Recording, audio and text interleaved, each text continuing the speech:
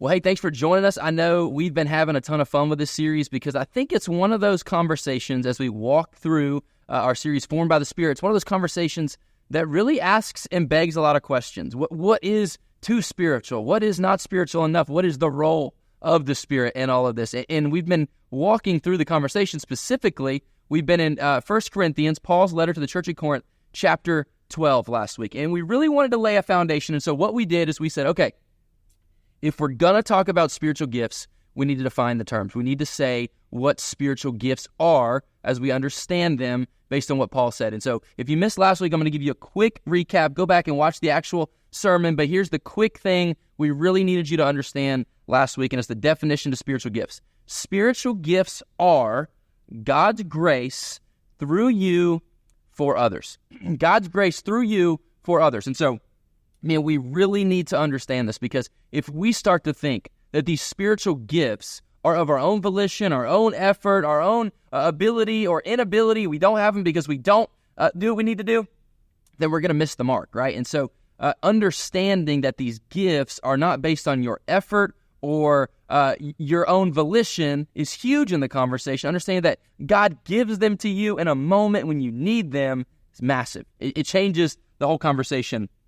It changes just how important these things are and where they come from. And then the other thing on the other side of that we need you to understand is that it's always going to be for others. And so when you experience a spiritual gift, when you step into one of those, it's always going to be for the sake of somebody else. And so they're God's grace through you. God graciously gives it to you in a moment for somebody else. And so such an important foundation, especially as we start to dive in to this week's conversation, because in this week's conversation, what Paul's going to talk to us about is the fact that unity does not equal uniformity, and that unity is way more important than uniformity, and the grace side of this conversation makes a massive difference. But before he gets into this, what he's going to talk to us about is the body, and he's going to talk about how the body can't function properly unless all of its members are working together and pulling in one direction for one accord. And I think about this, and I think of the words he writes in 1 Corinthians chapter 12, and I think about my own life.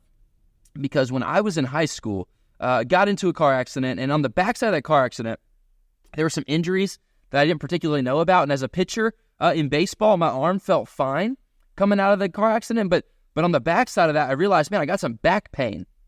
And as I was going through physical therapy and I was doing all this stuff, I remember one day the physical therapist looking at me and said, okay, if we're going to fix your lower back, what we need to do is we need to work on your hamstrings.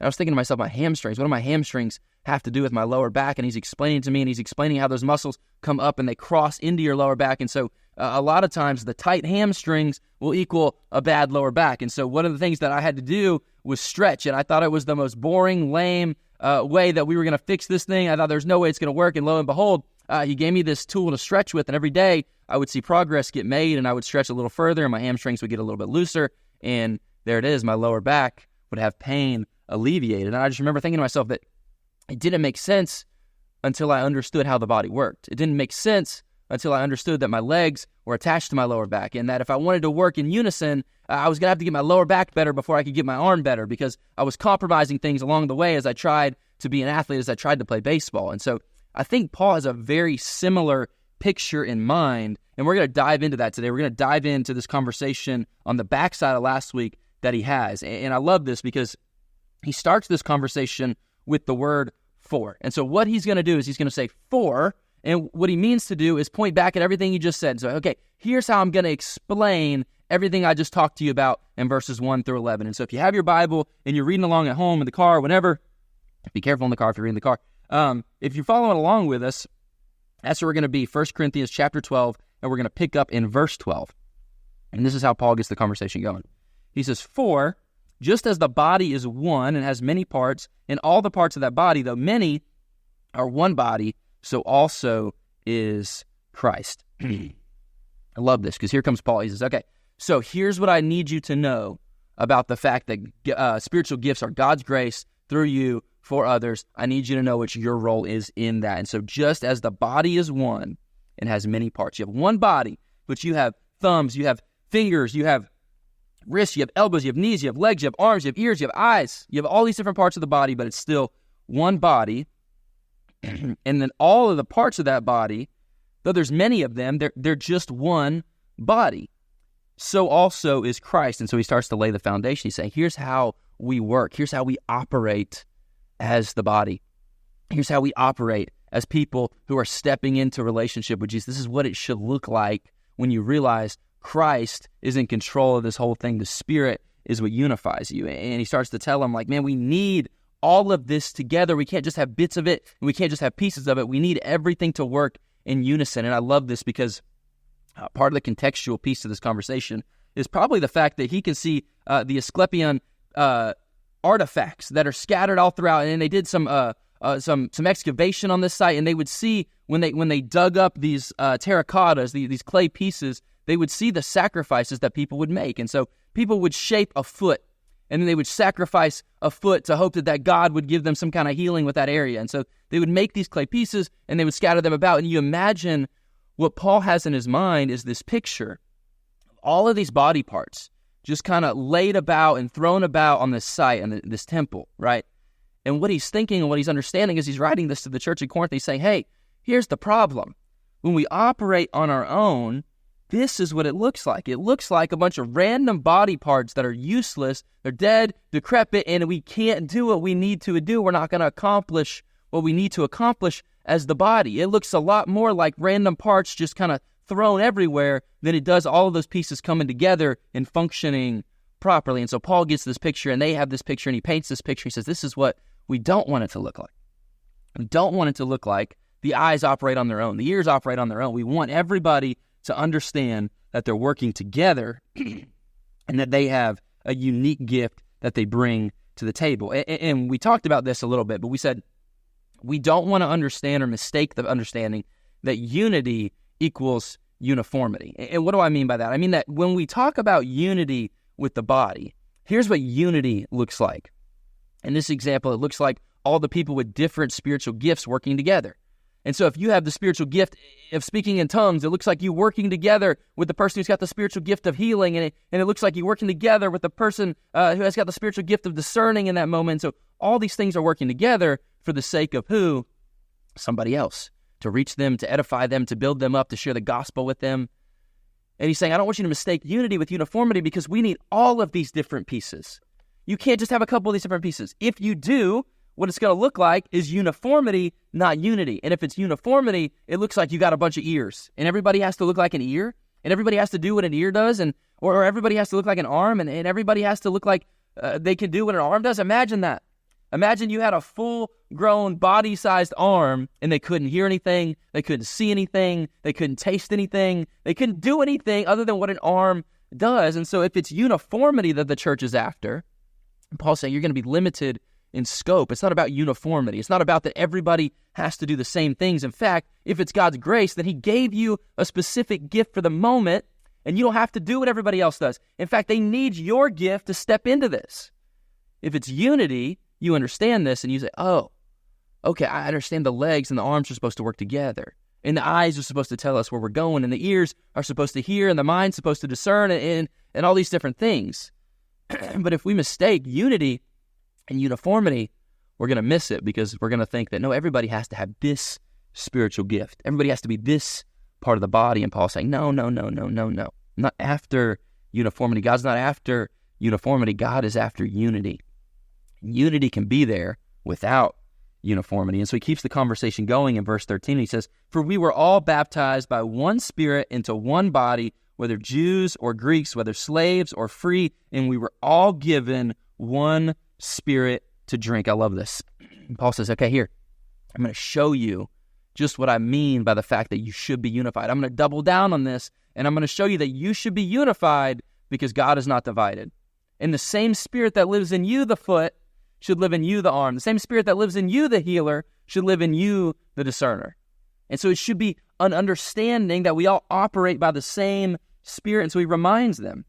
He says, if we were all baptized by one Spirit into one body, then we were all given one Spirit to drink, and we should be unified, not because of what we're able to do, but because of who we do it by and from. And if it's a gift from the Spirit through you for others, then Paul's got the understanding, man, it's about the Spirit giving you a gift. The Spirit is this thing that unifies you. And the beauty of this is he's writing to this church And what they understand at this point is that if you have been saved, you are part of the body. In Ephesians, it says the Spirit is the down payment for the believer. And so if you have believed, if you believed in Jesus, if you have surrendered to Jesus, then you have the Spirit inside of you. And so he's trying to tell all these Christians that come from different backgrounds, hey, here's the deal.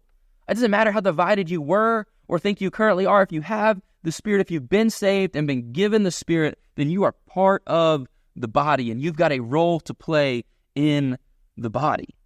And I love it because he just got done talking about all this in verses 4 through 11. It says, here's why this matters. Last week, go back and look. Here's why this matters, and here's what the Spirit does. The Spirit distinguishes the believer from the non-believer. It's a mark of the believer. It's the thing that says, yes, I've been saved by grace. The Spirit speaks to that. He's been given to me because of that.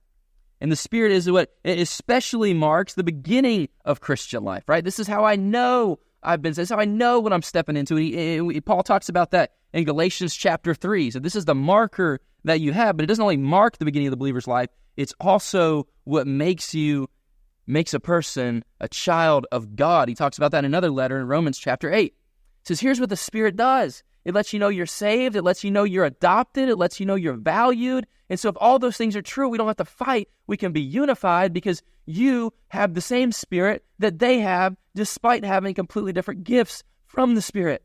You've just got to understand that it's God giving you guys these different things so that we can pull in the same direction, not a different direction.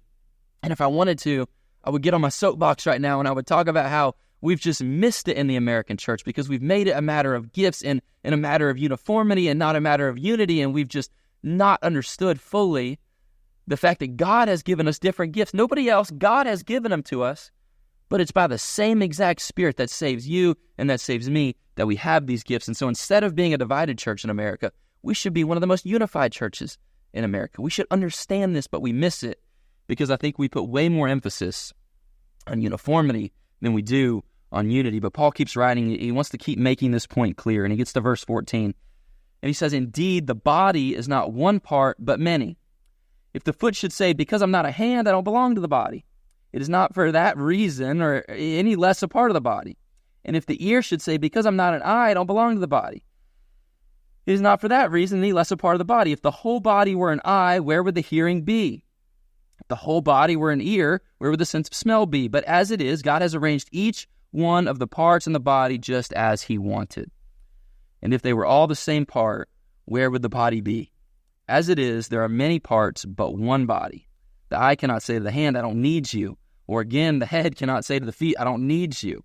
On the contrary, those parts of the body that are weaker and indispensable, as in those parts of the body that we consider less honorable, we clothe these with greater honor, and our unrespectable parts are treated with greater respect, which our respectable parts do not need. I love this. He's getting here and he's saying, hey, the whole point is that all of these gifts have to function together. And the point within the point is that God has graciously given you the gifts in the first place. And so we don't look down on certain gifts. We celebrate both the biggest end of the spectrum and the smallest end of the spectrum when it comes to gifts. And by the way, as you keep reading, the things that you think are on the upper end of that spectrum might end up being on the lower end of that spectrum. And so I think as we keep this conversation going in the coming weeks, it's so important to understand what's valuable to God may not seem as valuable to us and vice versa yet, since it's all a gift from God and you wouldn't have it without God. He's saying, here's the deal. I need you to understand that they're all valuable, and we're going to treat every gift with respect. And so here's the thing. If we are a part of the body, and God has dubbed you the foot or the hand or whatever spiritual gift you have, I don't know. But if you are a part of the body, here's the reality for that. It means the other parts need you. It means the body's not going to function properly or fully or at max capacity until you step in to the gifts that God has given you. And so the conversation goes both ways. It goes to the side of the coin that says, hey, whoa, we don't want to be arrogant about our gifts. But it goes to the other side of the coin and the other end of the spectrum and says, hey, I don't want you to just sit there idly with your gifts. Because if I'm the eyes, I can't go. I can see the need, but I can't go there without the feet. So I need you to step into this, brother. I need you to step into this, sister, because we got to go. We have a mission that needs to be fulfilled. And so we've got to understand that if we are a part of the body, we have an obligation. The other parts of the body need us. And if we are a part of the body, we shouldn't be looking down on any other parts of the body because we need them. You can be the best set of eyes anyone's ever had, and unless you have the feet to get you there, those eyes are going to sit there and they're going to see a problem but never solve a problem. They're going to see lostness but never step into lostness. So it works on both sides of the coins. We need the other believers, and the other believers need us. We've got to function together in unison, and this is why it's so important to look at Jesus, to listen to Jesus, and to give Jesus a yes, and to quit taking up our time and our energy with fights and issues and concerns, and start just giving Jesus a yes and understanding that impacting lostness out there is going to change people's eternity, and that's far greater than us wrestling over these small theological issues and getting them wrong and deciding who's the greater and who's the lesser. And so we've got to get this right because the body depends on it, and God's got a calling for us to live on mission, but it's going to start with us figuring out how to work in unison. I would love to see this firsthand if we could just take 25, 50 believers and say, all right, guys, go on the mission field and see what God gives you in that moment and work together and start impacting lostness. I think it would be incredible. But Paul keeps the conversation going, and we kind of got to get through this a little bit quicker. But he says this in verse 24. Instead, God has put the body together, giving greater honor to the less honorable, so that there would be no division in the body, but that the members would have the same concern for each other. So if one member suffers, all the members suffer with it. If one member is honored, all the members rejoice with it. He's basically doubling down and saying, I need you to understand it's from God. If you don't get that, you're going to have a hard time honoring others. If they don't get that, they're going to have a hard time honoring you. You got to understand it's grace and it's a gift to you. It's grace, and so we can honor the ones that seem less honorable. It's grace so they can honor the ones that seem more honorable. It could be an equal level of grace because it was a gift that was given to you in the first place. And I love this quote from Brian Peterson. I want to read it to you real quick. Since the church is intended to be a foretaste of the final reconciliation of all the things that God has promised, Paul calls the church to start acting that way, start acting like a foretaste. Thus, diversity within the church is not a problem to be avoided, solved, or managed, but a gift of God's grace and a sign of the Spirit at work. A gift of God's grace and a sign of the Spirit at work. That's what diversity speaks to.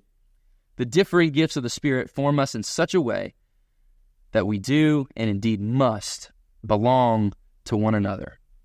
So if we're going to really show God's grace to the world, if we're really going to understand God's grace, then we're really going to understand that there's going to be diversity within the body, that there's going to be different gifts, there's going to be different people who can meet different needs, and there's going to be different callings, and all these things together are going to be the vehicle, the mission that impacts the world. But we've got to understand it. We've got to move past mine is better than yours. We've got to move past it could be different, and that's okay. And we've got to step into the calling that God has and understand, man, it's grace. And God decided to give them that measure of grace and you this measure of grace. And it was because he's good, he knows what's better for the kingdom, and he wants you to step into that so that we can impact lostness. And so, man, if we are a part of the body, here's what it looks like. It looks like when parts of the body hurt, it hurts us. If this is grace, and this is us working together, it looks like what hurts one member of the body hurts us. If I go and I stub my toe, and it hurts a lot, I can say, my toe hurts. But what I would understand if I tried to go run a marathon is that not only does my toe hurt, but now my body hurts. Because my body's not able to do, the legs aren't able to do what they're supposed to do because of the weight I can't put on my toe. And so you start to understand this is not just an individual thing. This is how the body functions together. And so if we are a part of the body, what hurts the body hurts us. And if we are a part of the body, in the same token, what helps the body helps us. And so if this is true, we should be looking out for each other and we should be helping each other out. We should be trying to avoid hurt and strife, and we should be trying to lean into healing and uplifting and edifying. This is what it should look like, because this is not something that happens on an island. We don't silo our ministries. We don't silo our gifts.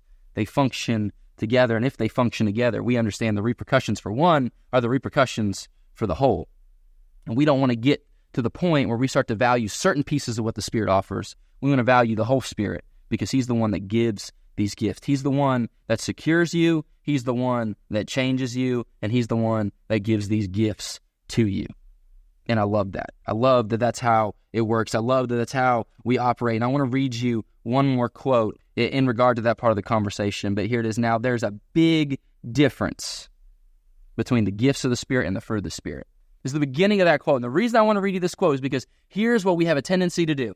We have a tendency to say, man, the biggest emphasis I should be putting on my life is what happens with my gifts and whether or not I have these gifts and what I can do with these gifts. And I just don't think that's true. I think the biggest thing that we should be focused on in the life of the believer is not the gifts that we have from the Spirit, but the fruit that gets produced from the Spirit.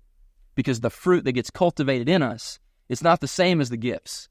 But I would argue it's probably more important than the gifts because it changes the way that you treat people. It changes the way that you respond to problems. It changes the way that you have a desire to even step into impacting lostness with your gifts. And so I don't want you to get it confused. We're having the conversation about spiritual gifts, but I want you to know, as we have the conversation about spiritual gifts, there's something that may be even more important from the Spirit, and that's how the fruit of the Spirit gets cultivated in your life. And so I'm going to finish this quote from Ray Stedman, but I wanted you to hear that. The big difference between the gifts of the Spirit and the fruit of the Spirit is massive.